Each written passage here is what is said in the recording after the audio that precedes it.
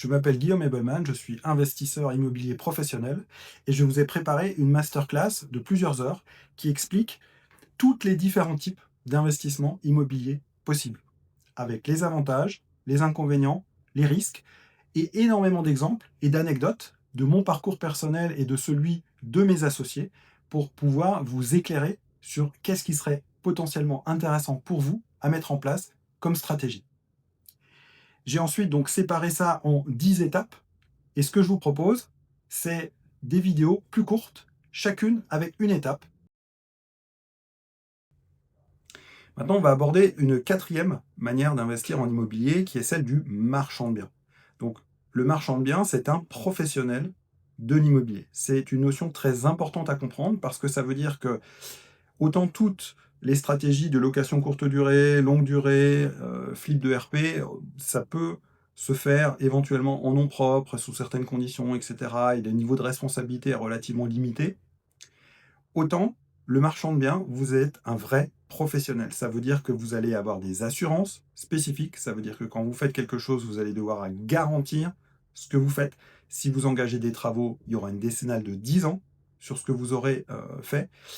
Et donc, on passe complètement dans une autre sphère. Vous avez des responsabilités juridiques en cas de problème sur le bien qui s'effondre ou je ne sais pas quoi, vous êtes responsable. Donc, on passe dans un monde de professionnels. L'idée, c'est pas, alors ça, c'est très clair, de commencer par ça. Par contre, ça peut faire partie, encore une fois, au stade où on en est, si vous êtes dans les premières étapes ou si vous êtes déjà un peu avancé, vous avez un certain nombre de biens en location, vous dites bah, moi j'aimerais bien passer next step, hein, c'est quoi le next deal. Finalement, pour moi, le marchand de biens, ça peut être une solution. Par contre, il faut bien comprendre de quoi on parle. Donc déjà, il y a plusieurs types d'interventions. Il y a le marchand de biens qui va faire rien du tout.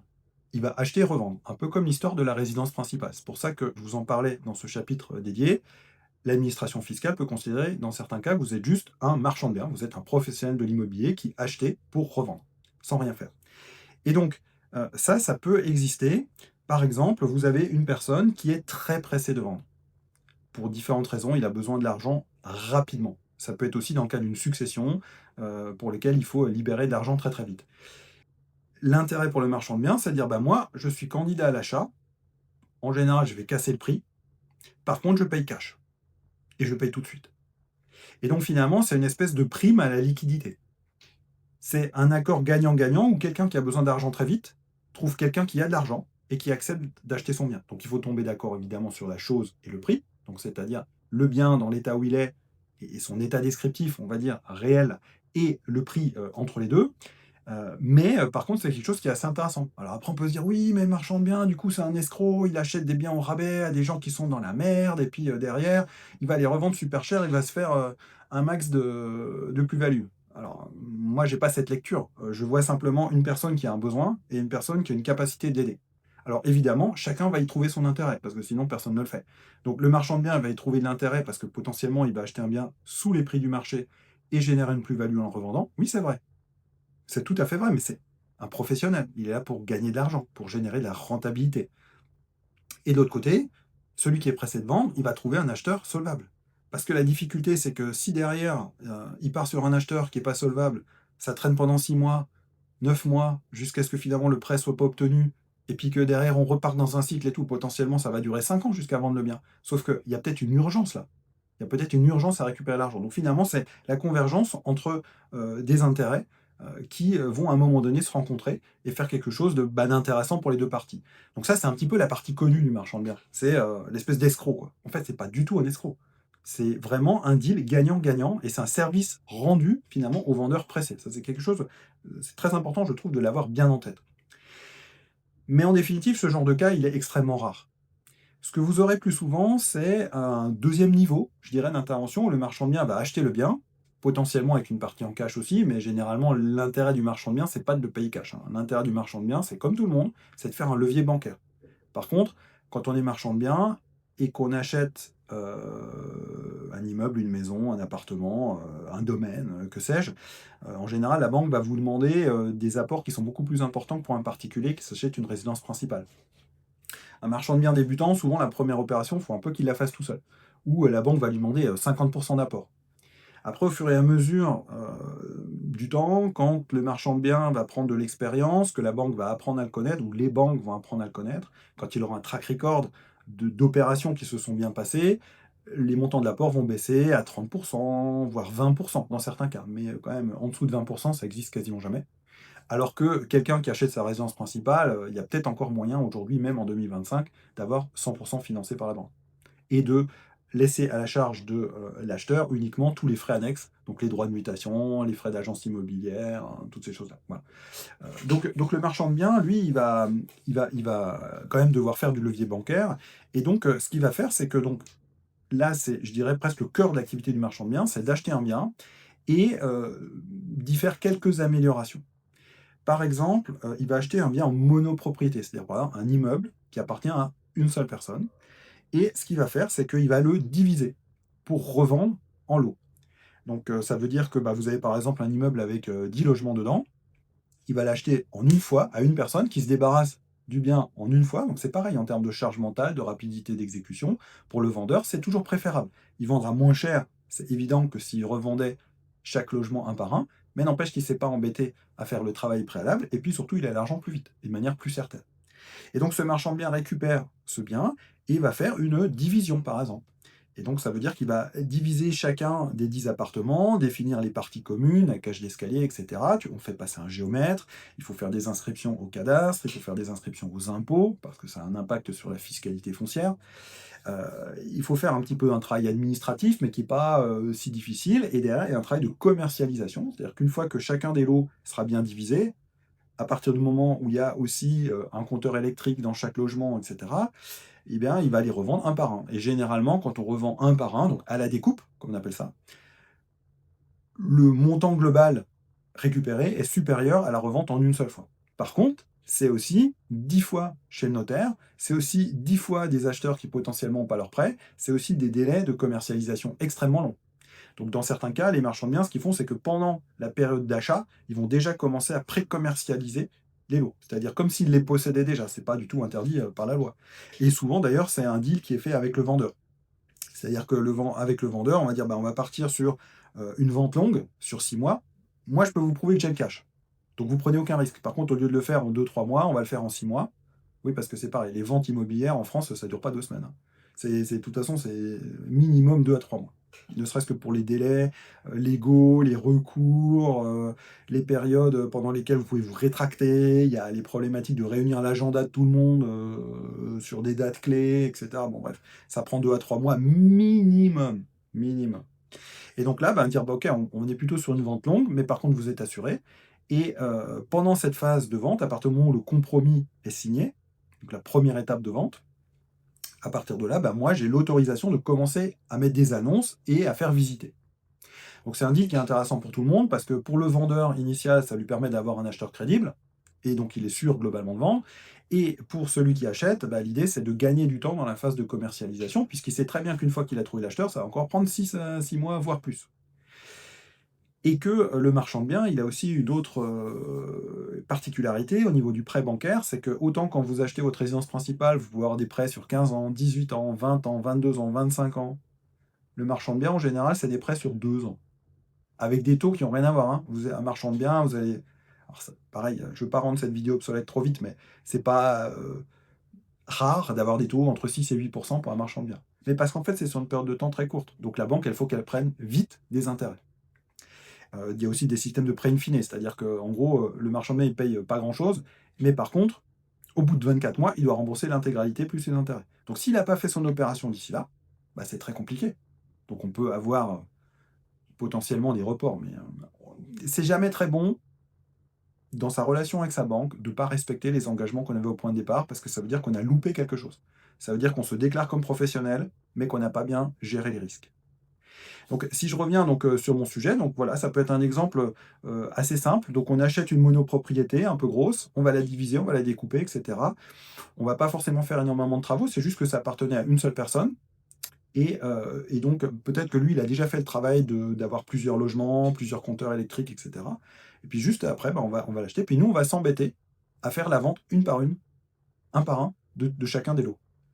Voilà, et on va gérer, les problématiques potentiellement entre les 2 parce que, l'électricité est pas complètement aux normes, en termes de colonnes électriques, parce qu'il y a peut-être des compteurs qui manquent et ça, c'est quand même quelque chose qui prend toujours du temps de faire ajouter un compteur, hein. C'est des procédures qui sont longues et puis, il faut que l'opérateur ait en fait, comme en fait, il a toujours une pile d'attente de travaux, très, très longs donc, il est pas rare d'attendre, 6 mois, son compteur Enedis, hein. Voilà. C'est pas que ça prend 6 mois à faire, c'est juste qu'ils en ont tellement à faire bah, que vous avez, voilà, vous êtes, traité dans l'ordre, dans lequel vous arrivez. Donc, souvent, il y a une liste d'attente assez longue.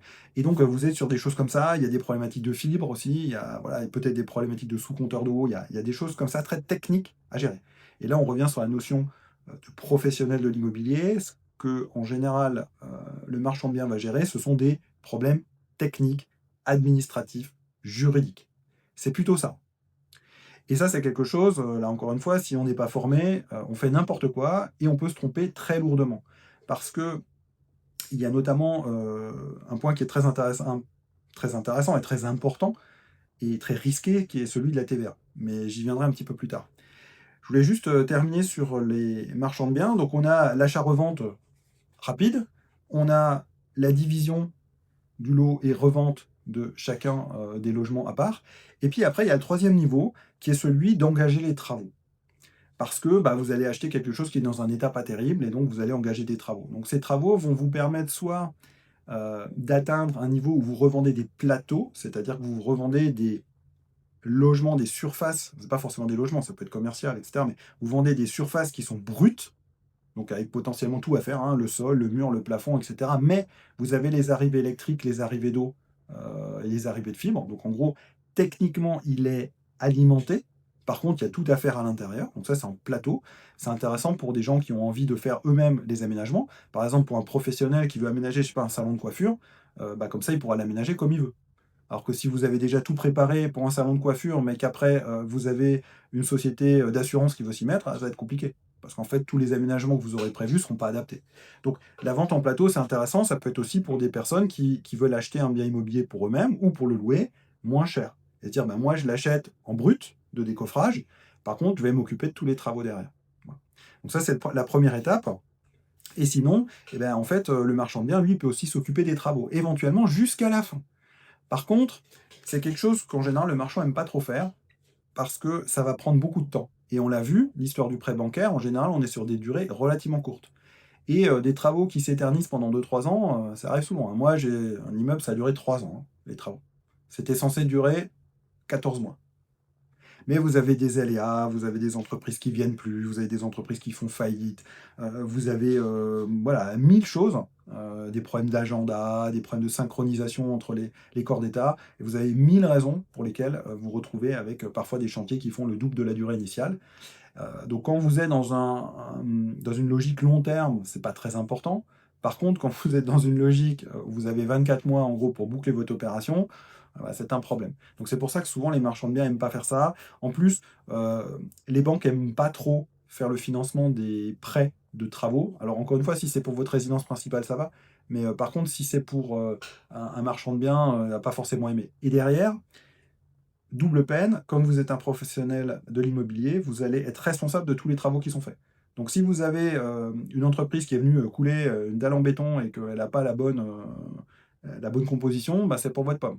Si, vous avez un problème d'infiltration d'eau une fois que vous avez revendu, dans votre toiture parce que vous ne l'avez pas correctement corrigé ou je sais pas quoi, c'est pour votre pomme. Alors bien sûr, vous pourrez repartir vers, les différents corps d'État qui ont fait le travail et réactiver leur décennale, mais concrètement, c'est vous qui êtes responsable, finalement comme un constructeur.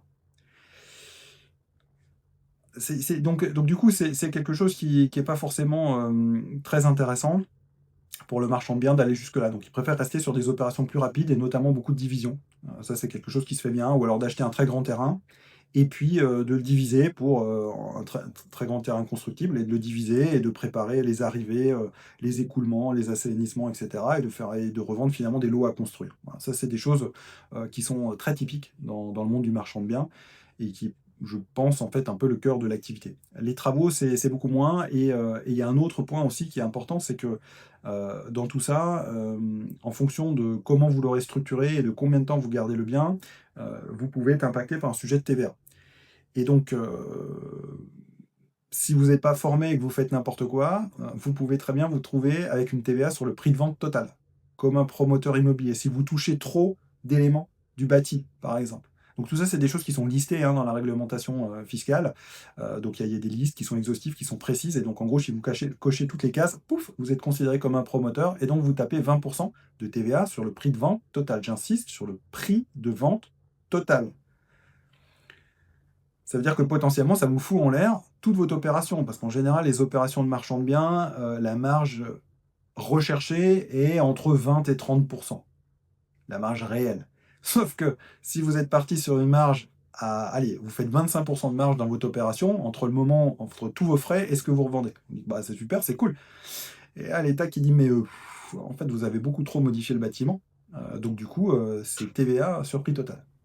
Et du coup, bah, vous aviez l'impression de faire 25% de marge, bah, finalement, vous en faites 5. Voilà. Voire plus du tout. Voire vous êtes en marge négative. Donc c'est quelque chose qu'il faut bien anticiper. C'est vraiment, c'est un professionnel de l'immobilier. Donc il faut faire très très attention. Et dans d'autres cas de figure, ça va être des sujets de durée de détention. C'est pas forcément des quantités de travaux, mais des durées de détention. Et donc vous pourriez aussi, dans d'autres cas, vous avoir un impact de TVA sur la marge. Vous voyez, c'est très compliqué. Dans certains cas, vous n'avez pas de TVA. Dans d'autres cas, vous avez des TVA sur la marge. Dans d'autres cas, vous avez une TVA sur le prix total. Et si vous anticipez pas ça, et si vous n'êtes pas particulièrement prêt au moment où vous lancez l'opération, en gros, si vous y allez en mode non, mais je vais le faire, ça va être facile. Voilà. Donc, je vous conseille là aussi de vous former. C'est pareil, si vous voulez mes retours d'expérience sur différentes formations que j'ai pu tester, contactez-moi en message privé. J'ai pas envie de les afficher en description parce que j'ai pas envie, voilà, tout simplement de faire ce genre de promotion là. Aujourd'hui, ce que je veux, c'est vous transmettre des connaissances. C'est pas de faire de la pub. Voilà. Donc, sachez que ce sujet-là, le sujet de la TVA, tout ça, c'est quand même quelque chose de compliqué. Vous allez bien sûr devoir le faire en plus en société spécialisée. Ça va être souvent des SAS, donc société par action simplifiée, mais dédiée à l'activité de marchand de biens, que vous allez créer spécifiquement par opération. Très souvent, c'est comme ça que ça se passe. Vous allez vous associer avec différentes personnes à l'opération. Donc, ça veut dire qu'il y a des coûts de structure, il y a des coûts de liquidation de structure, et entre les deux, il y a des coûts de gestion de structure. Toutes ces choses-là, en fait, voilà, vous rentrez dans une autre sphère. Vous êtes clairement dans un niveau beaucoup plus avancé que les 3 premiers types standards que j'avais présentés. Vous devenez un professionnel, hein. C'est très clair. Alors, il y a quelques avantages quand même à tout ça, c'est que bon, c'est une activité qui, potentiellement, ce qui va vous prendre beaucoup de temps, c'est de trouver des biens. Par contre, les opérations en elles-mêmes peuvent se déboucler assez vite. Il n'y a pas forcément un travail considérable à faire entre les deux. Vous avez un autre bonus, c'est que quand vous achetez, vous ne payez pas des droits de mutation à 8,5-9%, vous les payez plutôt à 2,5%. Alors, vous pouvez dire, mais pourquoi l'État fait un tarif réduit? C'est encore un avantage fiscal indu, etc. En fait, pas du tout. Cette, c'est même un bonus pour l'État. Pourquoi? Parce qu'en fait, quand un bien est vendu à un marchand de biens, l'État sait que globalement, dans les 24 mois, il sera de nouveau sur le marché et revendu. Donc, au lieu d'avoir quelqu'un qui vend à la personne A, qui vend à la personne C, qui va être l'occupant du bien, en une fois, et donc l'État prend une fois ses 9%, en fait, l'État va voir que le schéma, c'est une personne A qui vend une personne B, l'État prend 2,5%, et cette personne B vend une personne C, l'État reprend 9%. Donc en fait, c'est rentable. Et donc c'est intéressant ça quand même, parce que pour le marchand de biens, ça lui permet de limiter les frais qui sont impossibles à faire financer par une banque, parce que les droits de mutation, c'est vraiment quelque chose que les banques ne veulent pas payer. C'est un impôt, c'est une taxe, ça ne génère absolument pas de valeur sur le bien. Il faut bien avoir à l'esprit qu'une banque, ce qu'elle va financer, c'est quelque chose qui génère de la valeur. Donc soit c'est la valeur intrinsèque du bien à l'instant T, c'est le prix d'achat. Et là, la banque pourra, dans certains cas d'ailleurs, vous faire des remarques, hein. Vous achetez trop cher par rapport à ce que je vois passer sur le marché, etc. Ou alors, ah, punaise, c'est une bonne affaire, c'est top, quoi. Sauf que la banque, elle n'a aucune idée des travaux qui sont à réunir dans ce bien pour le rendre à un niveau standard, quoi. Et si ça se trouve, le bien est dans un état pitoyable où il y a un vice caché considérable à régler, ou des travaux extrêmement chers à faire ou extrêmement compliqués, et que c'est peut-être pas pour rien. Peut-être que juste ce chalet en bois, il est formidable, mais il est blindé de mérules. Euh, voilà. Ça ne veut pas dire que ça se règle pas, mais ça veut dire que c'est un coût et c'est une prise de risque aussi. Donc voilà. Bon, bref, passons là-dessus, mais après, elle va aussi financer des travaux jusqu'à un certain hauteur. Alors généralement, la banque aime bien que le montant des travaux ne dépasse pas 50% du prix d'achat du bien. Ça veut dire que si vous achetez un bien à 300 000, va essayer de faire en sorte que les travaux ne montent pas à plus de 150 000. Ou si vous achetez, par exemple, un appartement à 80 000 euros, elle aura du mal souvent à vous prêter plus de 40 000 euros d'enveloppe travaux. Voilà, sachez-le, c'est comme ça, c'est pas une vérité absolue, hein. Il y a des banques qui financent 100%. Il y a même eu des périodes où ils finançaient 110%, c'est-à-dire qu'ils finançaient le bien, les travaux et tous les droits de mutation et tous les frais annexes. Donc ça, c'est quand même un peu fini, ou alors c'est vraiment réservé à des excellents clients. N'oubliez pas que c'est quand même un peu à la tête des uns et des autres et de finalement quelle est votre qualité de client. Qu'est-ce que vous rapportez à la banque? Est-ce que vous êtes un excellent client pour la banque? Est-ce qu'elle se fait beaucoup de frais sur vous? Est-ce qu'elle vous vend beaucoup de choses? Ou est-ce que vous êtes un client qui va changer de banque toutes les 5 minutes et qui lui rapporte rien? En fonction de ça, elle n'aura pas le même regard sur votre dossier. Et donc, j'évoquais ce sujet-là parce que il faut bien avoir conscience que donc il y a beaucoup de marchands de rêve sur l'histoire du marchand de biens et en fait en vrai il faut vraiment vraiment être formé. C'est un sujet juridique, c'est un sujet de pilotage d'entreprise, c'est un sujet de gestion de risque et autant sur la location longue durée vous pouvez vous planter et finalement payer un peu cher un bien et bon votre rentabilité elle n'est pas celle que vous vouliez. Vous aviez prévu de faire 9%, vous faites du 6, bon ok c'est pas terrible mais le cas échéant à la première occasion vous revendez le bien, vous en faites un autre. Voilà, c'est pas grave. Marchand de biens, vous pouvez perdre du capital. Parce qu'à un moment donné, vous allez mettre une certaine somme, la banque va venir matcher, mais à la fin, il faudra rembourser, hein, et sur un délai court. Et donc, si le marché s'est retourné entre les deux, si vous êtes trompé dans des estimations d'interprétation de TVA, si vous avez pas anticipé certains travaux, bah, vous pouvez tout à fait, l'opération qui était formidable, perdre de l'argent. C'est pour ça qu'en général, on cherche 30% de rentabilité en marchand de biens, parce qu'on se dit que dans le pire des cas, je mets de côté la question de la TVA parce que je considère que c'est un sujet d'apprentissage. À partir du moment où vous êtes formé, vous ne devriez plus faire de conneries en termes de TVA. Par contre, pour le reste, les aléas du reste, la nécessité de revendre vite alors qu'on avait prévu voilà, un retournement de marché, ce genre de choses-là. Donc on cherche 30% de marge au point de départ pour se dire, OK, worst case, on va perdre 20% de marge parce que toutes sortes de black swan qui débarquent. Et bien à la fin, vous êtes quand même globalement, vous êtes flat, vous retrouvez globalement votre investissement. Et si tout se passe bien, bah, vous avez fait 30% et c'est formidable. Voilà. Mais donc, vous êtes un vrai responsable un vrai professionnel de l'immobilier, vous êtes responsable de tout ce que vous faites, et ça veut dire que donc il faudra aussi assumer toutes les assurances pendant 10 ans sur ce que vous avez fait. Il faut bien réfléchir à ça, hein. Donc c'est un point qui est clé. Donc si je devais résumer, ce qui est intéressant dans le marchand de biens, c'est que vous pouvez faire des gains qui sont quand même assez significatifs. Vous pouvez vous servir de la banque, mais au début c'est un peu compliqué, mais de plus en plus, j'ai envie de dire, au fur et à mesure de vos avancements. Vous avez la possibilité de vous associer avec d'autres marchands de biens, c'est beaucoup comme ça que ça fonctionne, pour finalement essayer de passer outre euh, la banque et être plutôt dans des logiques de private banking ou de private credit. Là aussi, j'ai une vidéo là, qui vous explique comment ça marche, ce genre de choses, et qui vous permet d'aller plus vite aussi, de faire des offres sans conditions suspensives, parce que finalement, le bien il coûte 100 000 euros et vous arrivez à trouver 3 personnes qui mettent 35 000 chacune, et comme ça, bah, ça vous permet d'acheter le bien, plus les quelques frais qui sont autour. Et puis c'est parti. Puis vous créez une société ad hoc spécifiquement pour ça. On appelle ça une SPV, donc une société Special Purpose Venture. Donc en fait, une société qui est créée juste pour cette opération-là. Vous êtes à 3 tiers dedans, chacun sa part. Vous faites l'opération, vous liquidez la société, vous récupérez chacun vos sous et très bien, avec la marge. Donc c'est beaucoup comme ça que ça se passe, mais donc voilà, vous êtes entre professionnels et donc il faudra aussi intégrer des cercles de marchands de biens, c'est très très important. Parce que si vous faites marchand de biens de votre côté, vous allez être mais alors, ultra lent et vous allez prendre un maximum de risques. L'intérêt d'être dans des groupements, c'est que vous allez trouver des sous plus facilement pour vos opérations et surtout vous allez pouvoir faire challenger vos projets par d'autres personnes. Parce que parfois on se laisse un petit peu emporter par le fun d'une opération ou l'intérêt patrimonial d'un bien et on oublie parfois certains aspects financiers. Donc là aussi, pensez à bien vous former et ne surtout pas faire ça à la légère. Hein, j'en parlais juste avant, si maintenant vous faites votre résidence principale n'importe comment, avec une logique de spéculation et que vous êtes requalifié marchand de biens, je pense que vous comprenez mieux le point. C'est-à-dire que pour l'administration fiscale, vous êtes vraiment le professionnel, avec tous ces engagements derrière. Donc si vous partez du principe que oui, vous vous positionnez en professionnel et vous assumez ces engagements, vous êtes prêt, bah, nickel. Par contre, si vous vous retrouvez qualifié là-dedans, alors que ce n'était pas votre objectif et que vous n'y connaissez rien, bah, potentiellement, ça peut être vraiment calamiteux pour vos finances. Donc faites bien attention à ce que vous faites. Mais ça peut être quelque chose qui s'inscrit, donc encore une fois, du zéro jusqu'à l'empire, il y a une phase. Je pense que certains commencent par le marchand de biens. J'ai tendance à considérer que c'est peut-être mieux de s'être déjà frotté à de la rénovation lourde avant, donc soit en location courte durée, longue durée ou en résidence principale, mais en tout cas, d'avoir touché un peu les travaux pour bien connaître ce point-là et être en capacité d'identifier quel est l'état réel d'un bien quand vous l'achetez. Parce que là, vous n'aurez pas le temps de faire 3 ans de travaux, quoi.